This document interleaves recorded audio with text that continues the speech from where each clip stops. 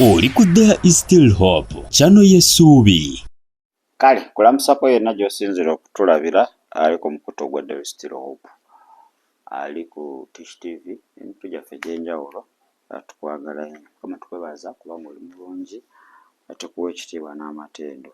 Twaniriza Omwoyo Omutukuvu ajje afuge okuyita mu Kristo Yesu, Mwana wa Katonda omulamu, tusabidde. Amiina. Leero njagala tutunuulire ebirooto ebiraga omwoyo w'okudda emabega. Nga bino ebirooto wobiroota kitegeeza kudda mabega mu mbeera yonna, mu byanfuna, mu maka, mirimu ne mu buweereza. Ebyo bitegeeza the spirit of backwardness. So katutunuulire ebirooto ebyo, tukkirize Mukama oba obirina asaba. Saba Katonda yasobola okuba nga ate akuyamba. Oluusi kuba kulabulwa, manyi Katonda ayogera okuyita mu birooto. Tufuna ebirooto ne tubizannya, ebyo naawe birooto bulooto. Naye leero maana ebituukawo ogamba kale nakiroota kintu kale singa nakolawo eti, naye nga Katonda yakulabula. So Katonda ayogera nnyo okuyita mu birooto. In fact, that is the simplest way omuntu gyasobola okuba nga ategeera mu communication eyo. Kakati ekirooto ekisookera ddala okuloota abafu. Agoloota maama we yafa, taata we yafa, mukojja, jjajja, mukwano gwo nga gwoloota nga yafa. Mulina pate naye ng'ate mube muli nabo mulimu abaafa. Mulina munyumya, mulina we muli naye nga bwewala mulimu abalamu, mulimu n'abakola ki? N'abaafa. So buli woloota nnyo abafu bo bajja kwonoona bwonoonyi. Tokkirizanga kulimbibwa musanyi woloota omufu kirungi. Simanyi mukikuma maama yazze naye nga si mukambwe yabadde anjagala. Wa oyo sitaani waatyo yeegonza.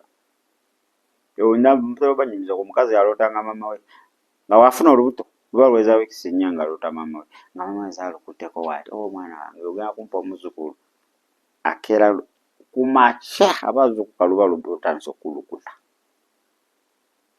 Mputo 8 yagenda okuddamu amagezi n'amugoba ne kati yazaala alina abaana. So abafu tebalina nnyo mukwano naffe, tebalinira ddala. Omuntu kasitaafa oba yali maama oba yali taata oba yali muganda oba byakoma, aba mu nsi ndala, ate nawe oli muki mu nsi ndala. Kale ekirooto ekyokubiri, okuloota ng'ozzeeyo ku ssomero, naye ku ssomero eyo mu kibiina ate kyewali wamala oba kyewali wamaliriza.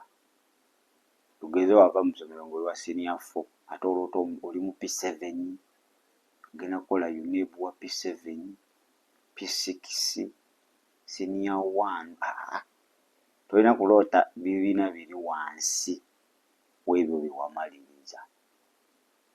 So buli oloota ng'ozzeeyo ku ssomero in a lower class than where you ended, ekyo si kirungi.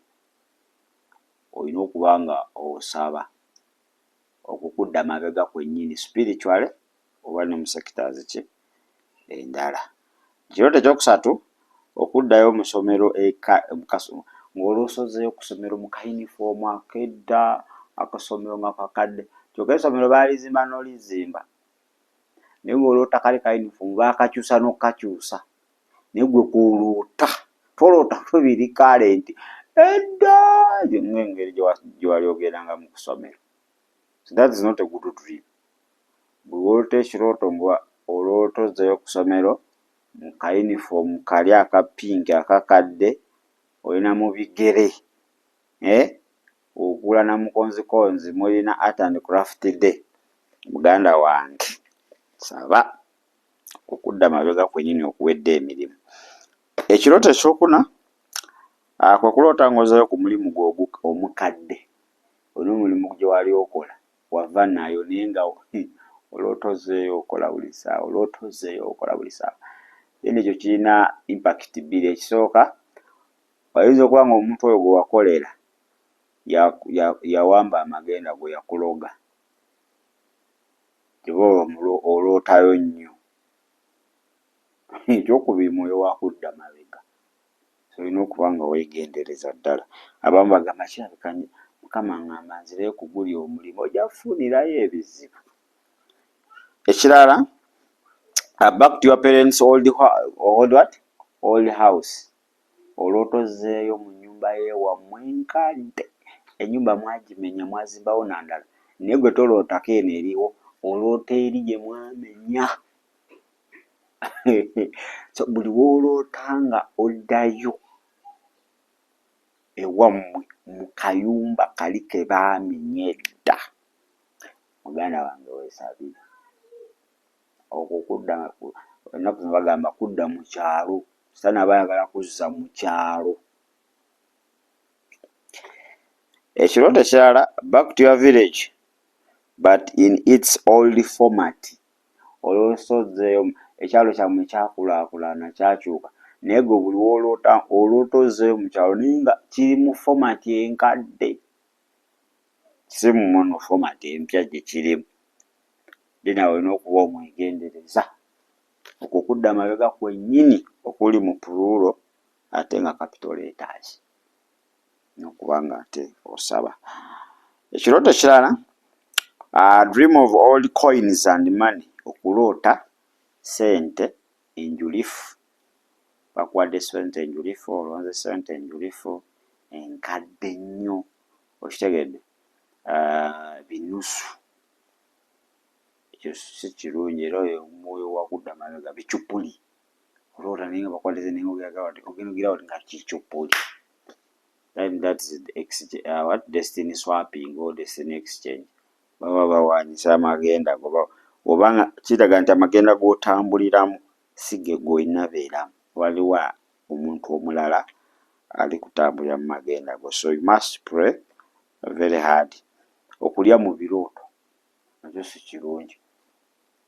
N'omukwano ayagala okulya, kati ye ndowooza newaloota ekyo alowooza Mukama agenda aleeta mmere. Oloota olya, bakugabula gw'olya buli kye baleeta olya buli. Oluusi n'abakugabula baafa dda, be bali kusaavinga naye gw'ofenka bufensi. Muganda wange, bw'olokoka oyimirire ku maviivi, si ku bigere wabula ku maviivi. Ekirooto ekirala, lost in the forest and other places. Okuloota ng'obuze mu kibira, obulidde mu kibira. Abantu nga bangi baloota nga babulidde mu bibira. Oluusi oddawo n'ate koona eri kubula, kyokka bulijjo ly'okwata. Naye mainly kuloota ng'obuze obulidde mu kibira. Onoonye ekkubo erikufulumya ekibira libuze, n'ozuukuka ng'okyabuze. Ate sizuukuka ng'olirabye okifulumye, naye ozuukuka nga obuliddemu tonaliraba n'odda engulu, ate ekyo that is very bad. N'okuba nga okivaamu. Akabonero akalala, ng'obuzizza bbaaga, n'oloota nga bbaaga yo ebuze. N'oginoonya obulazuuka bbaaga, ndowooza nga banzibyeko ebbaaga. Muganda wange, ekyo si kirungi nnyo n'okuba nga oli mwegendereza. N'ekinaasembayo, okuloota nga bakubbyeko engatto. Shoes. Ezo engatto magenda, zitegeeza magenda. Kati gwe booloota nga bazikubyebbyeko, ate kiba ki? Tekiba kirungi. Naye mu byonna Yesu asigalayo Mukama. Bayibuli egamba kyova omwana wa Katonda alabisibwa asobola okuba nga amalawo emirimu gya Sitaani. So ebyo byonna Yesu abisobola.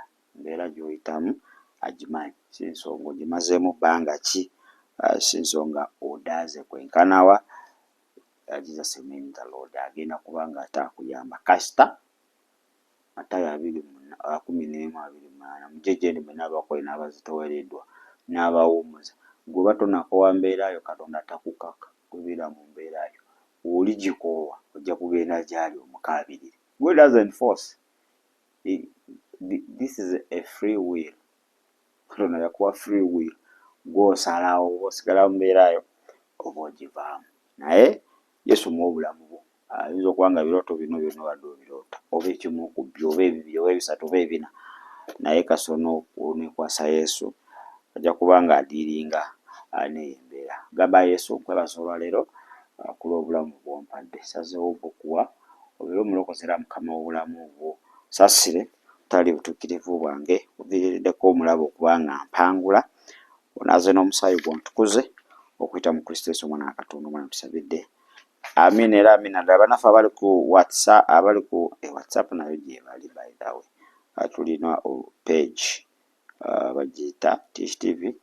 Bannaffe abali ku TikTok ne Facebook twogera ku birooto ebiraga omwoyo w'okudda emabega. Nga obiroota amazima mwoyo wa kudda mabega, spirit of backwardness. Ekisookera ddala okuloota abafu, abaafa mutudde nabo munyumya nabo bakusaavinga oba muli bantu bangi mulimu abalamu n'abafu. Ekyokubiri okuloota ng'ozeeyo mu ssomero naye ate mu kibiina ekya wansi, olina okuba nga at least above class gye wakomamu oba in that class. Naye weba nga ate ekibiina kya wansi si kirungi. Ekyokusatu okuloota ng'ozzeeyo mu ssomero ekkadde ate mu yunifoomu buli si kirungi. Ekyokuna okuloota ng'ozzeeyo ku mulimu gwo omukadde gye wava. Ekyokutaano okuloota ng'ozzeeyo mu nnyumba y'abazadde bo enkadde, mwagimenya n'ogimenya mwazimba empya naye gw'oloota buli bukadde. Ekirala okuloota ng'ozzeeyo mu kyalo naye ekyalo ekyo nga kirabika kyadda, ekirabika nga we kiri. Ekyokutaano oba ekirala okuloota nga okoze ki, ofunye ebinusu oba ssente ezaayulika enkadde n'ebirala. Ekirooto ekirala okuloota ng'oliira mu birooto nakyo si kirungi. N'ekirala okuloota ng'obulidde mu kibira nakyo kitegeeza mwoyo wa kudda mabega. Ekirooto ekirala ng'obuliddwako ensawo yo. N'ekirooto ekisembayo okuloota nga obuliddwako engatto zo. Ebirooto birala bingi, and I think those are the major ones. Yebyo eby'omuzinzi. Kati ebyo obifuna oba obadde obifuna nga bwe nkugambye kkiriza Kristo ate oyimirire ku maviivi go omukaabirire. Teri kimulema, byonna abisobola kubanga Bayibuli etugamba nti nnyinziza byonna okuyita mu Kristo ampa amaanyi. Pama kuwa amaanyi osobola okuba ng'oyimirira olwane omulabe oyo asobola okuba nga ate ava mu bulamu. Kwagaza olunaku olungi katuwumulemu Katonda tujja kuba nga tukomawo olweggulo mubeere bulungi ate era mwiraba.